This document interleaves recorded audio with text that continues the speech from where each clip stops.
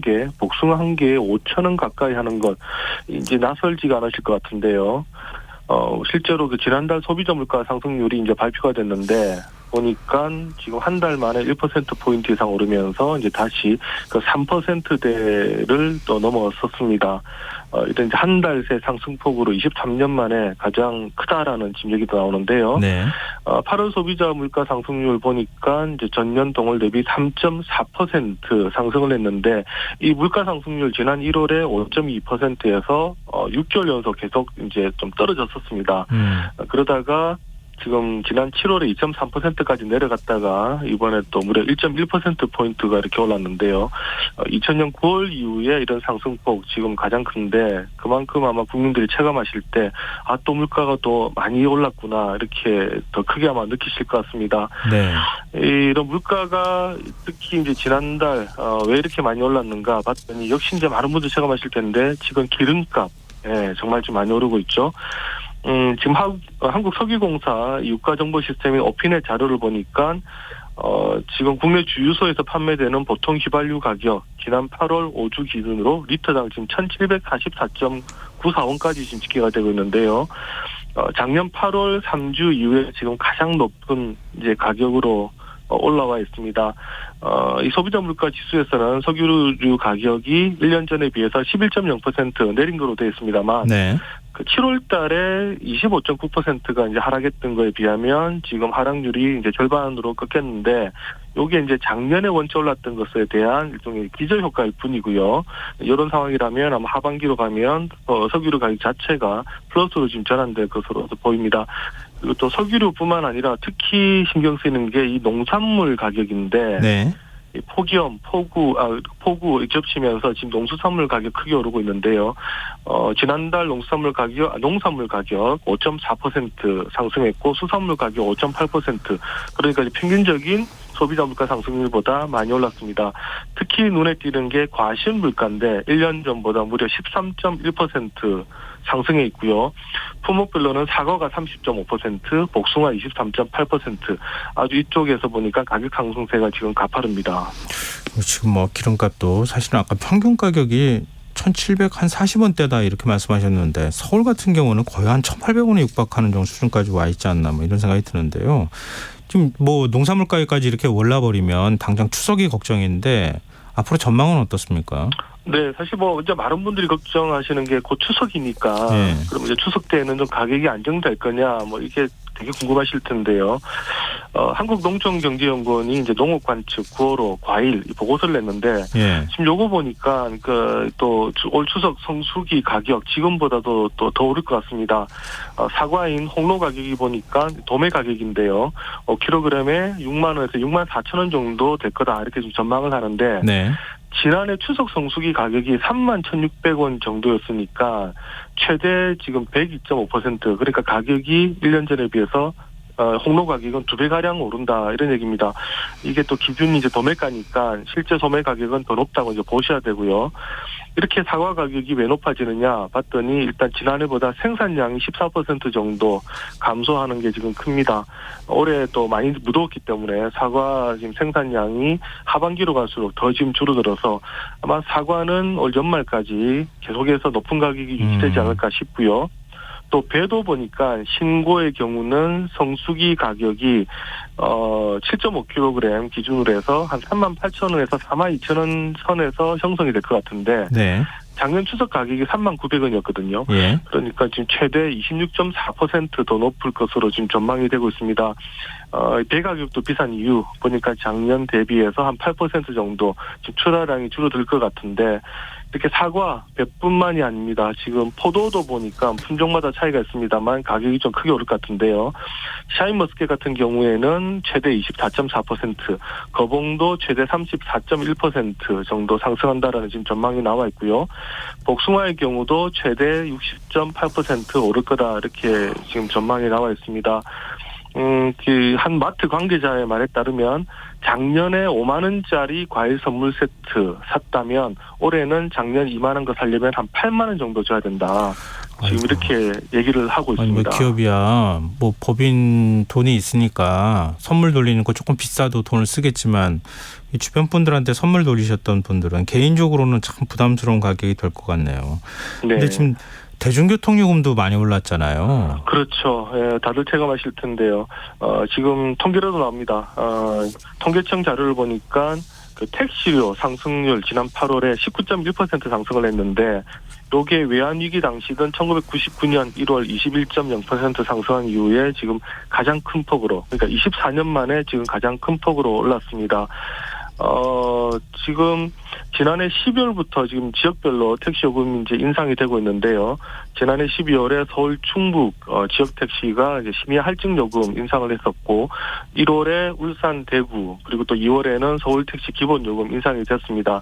그리고 부산 경남이 6월, 인천 광주, 대전 경기가 7월, 그리고 최근에 충북, 전북, 경북 이렇게 이제 전국의 택시비가 지금 줄줄이 인상이 되고 있습니다.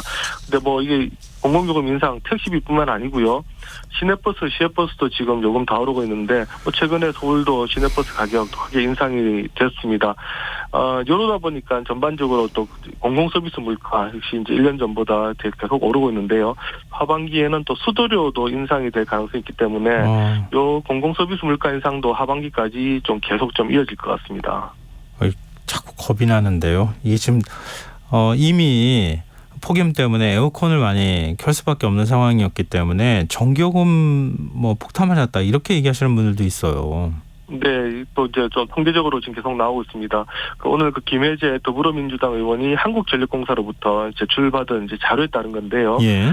전기요금을 분할 납부를 신청한 소상공인들 지난달 평균 전기요금이 얼마인가 봤더니 70만 원이 넘습니다. 70만 원요? 네. 와. 1년 전에 이들 신청자가 냈던 전기요금이 48만 원이니까 예.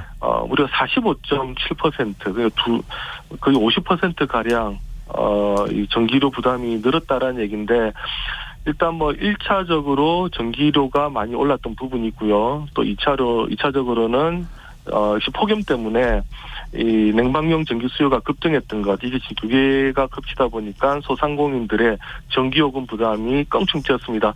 결국 이 소상공인들의 전기요금 부담이 뛰었다는 얘기는 이제 결국 소비자 가격으로 전가가 된다는 얘기이기 때문에 뭐 외식 가격이라든가 이런 부분에 또 추가적으로 물가가 오를 것 같습니다. 그런데 지금 국제 유가도 올 들어서 제일 많이 뛰었다 그러잖아요. 네. 그럼 전기요금도 따라 올라가는 거 아니에요? 네, 오늘 또 한덕수 국무총리가 그 국회에서 얘기를 했는데요. 이 한전 그래도 이제 적자 누적이 계속되다 보니까 가능하다면 전력요금 조정도 또 좀 신중하게 검토해야 된다는 얘기를 했는데, 아마도 이 전기요금 또 추가적으로 인상할 가능성이 또 여전히 또 있는 것 같습니다. 오늘 많은 언론들에서 또 전기요금 인상을 시사했다 이러면서 보도를 했는데요. 네. 사실 그 전기요금 지난해 4월부터 지금 매분기 총 5회에 걸쳐서 계속 오르고 있는데, 킬로와트 시장 지금 40.4원 인상이 됐습니다. 퍼센트로 보면 39.6% 인상을 했는데, 아까 말씀하신 것처럼 국제에너지 가격도 계속 인상이 되고 있고요. 네. 한전의 적자도 계속되기 때문에 하반기에 또 추가적으로 전기요금 인상될 가능성도 그 여지도 또 열어놔야 될 것 같습니다. 근원 물가도 뛰고 장바구니 물가도 뛰고 이렇게 하면은 정말 서민들 견디기 쉽지 않을 텐데, 버티기 쉽지 않은데 정부 대응은 어떤 겁니까? 네, 일단 정부의 진단이 중요한데요. 네. 지금 정부는 이거 일시적이다, 지금 이렇게 지금 평가를 하고 있습니다. 한국은행의 경우도 이번 소비자 물가 상승률이 3.4% 반등한 것에 대해서 이게 8월 경제 전망 당시 예상에서 크게 벗어난 것은 아니다. 하지만 최근에 석유류, 농산물 가격이 빠르게 오르면서 상승폭이 다소 커진 측면이 있다, 지금 이렇게 얘기를 하고요. 네. 그러면서 9월도 8월과 비슷하게 가다가 아마 10월 이후에는 개인 서비스 물가 오름세가 둔화되고 또 농산물 가격도 계절적으로 안정이 되면서 조금 떨어지지 않겠느냐, 지금 이렇게 전망을 하는데, 기재부도 뭐 비슷한 생각입니다. 8월, 9월 3%로 가다가 곧 이제 2%대로 떨어질 수 있다, 이렇게 지금 뭐 계속해서 말을 하는데, 그런데 지금 여러 가지 물가 경로상을 보니까 국제유가 추이라든가 기상 여건 이런 것들을 지금 다 감안해 보면 과연 좀 떨어질까? 이달 말에 지금 추석이고요. 또 태풍 같은 변수도 또 생각을 해야 되기 때문에 뭐 정부 기대대로 될지는 조금 더 지켜봐야 될 것 같습니다. 아니 정부는 이거 일시적인 거다 이렇게 설명할 수는 있겠지만 그러면은 일시적이라고 하면 올라갔던 물가가 떨어져야 되잖아요. 그때 물가 한번 올라가면 안 떨어지잖아요. 그럼 그렇죠. 서민들은 계속 좀 힘든 상황인데 네. 그 일시적이란 말이 이렇게 간단하게 나오나 이런 생각이 좀 드는데요. 지금 유가도 유가지만 국제 곡물 가격도 불안하잖아요. 네, 맞습니다. 일단 뭐 대외적으로 아까 말씀하신 유가는 지금 사우디가 계속해서 감산을 원래 9월까지 하기로 했는데요. 연말까지 하겠다 이러면서 지금 유가가 지금 빠르게 지금 상승하고 있습니다. 또 하나는 이제 흑해 곡물 협정이 있는데 예. 요걸 지금 러시아 쪽에서 재개를 해줘야 되는데 현재 이게 잘 안 해주고 있습니다. 뭐 러시아는 러시아대로 지금 불만이 있는데요. 이 여러 가지 제재, 뭐 러시아 농업은행에 대한 그 국제은행 간 통신협회 결제 서비스 시스템 요거 계속 끊겨 있고 또 이제 파이프라인을 통한 암모니아 수출 이것도 끊겨 있고 이런 부분들 다 복구를 해달라. 이렇게 서구 사이 요구를 했는데 네. 이게 지금 안 되고 있습니다. 안 되고 있다 보니까 러시아도 흑해 곡물 협정 우리 재개 뭐 하지 못하겠다 이렇게 버티고 있는데 요렇게 되다 보니까 요 부분에서도 또 국제 곡물가가 지금 좀 들썩이는 지금 그런 부분들이 있습니다. 우리 국내적으로는 뭐 태풍이라든가 이런 변수들이 있고요. 대외적으로는 이런 흑해 곡물 협정 재개가 되지 않는 부분들 계속해서 물가에는 부정적으로 지금 작용이 되고 있습니다. 이렇게 물가가 높으면 일단 우리 금리를 좀 올려서 그리고 우리 환율을 좀 강세로 만든 다음에 해외에서 수입하는 것들에 대한 부담을 좀 덜어줘야 되는 거잖아요. 그런데 네. 지금 금리는 어떻게 되는 거예요? 더 올릴 수도 없는 거 아닌가요? 맞습니다. 지금 그 경기가 안 좋다 보니까 지금 걱정되는 게 금리 더 올리게 되면 가계부채 부담하고요. 또 결국 빈축이 되니까 경제가 더 죽을 수 있다라는 부분. 요것 때문에 올리지를 못하고 있는데 이렇게 해서 일단 물가가 좀 떨어져야 어쨌든 정부가 어떤 판단을 할 여지가 생기는데 이렇게 물가가 높은 상태로 유지가 되면 국민들이 체감할 때도 상당히 이제 살기가 힘들어지고요. 또 거시경제를 운영할 때도 정부 입장에서는 이제 방법이 없기 때문에 이 금융 소위 말하는 이제 불안정성 더 커질 수가 있는 그런 측면들이 있습니다. 그 앞서도 말씀하셨던 것처럼 위기인데 정부가 위기라고 생각하지 않는 게 제일 큰 위기가 아닌가 그런 생각이 드네요. 좀 비상한 대책이 좀 필요한 때가 아닌가 그런 생각을 좀 하게 됐습니다. 오늘 경제읽기 여기까지 하겠습니다. 지금까지 경향신문 박병률 경제부장이었습니다. 오늘 말씀 고맙습니다. 네, 감사합니다. KBS 라디오 김성환의 시사일 1부 순서는 여기서 마무리하겠습니다. 전 11시 정각 2부에 다시 오겠습니다.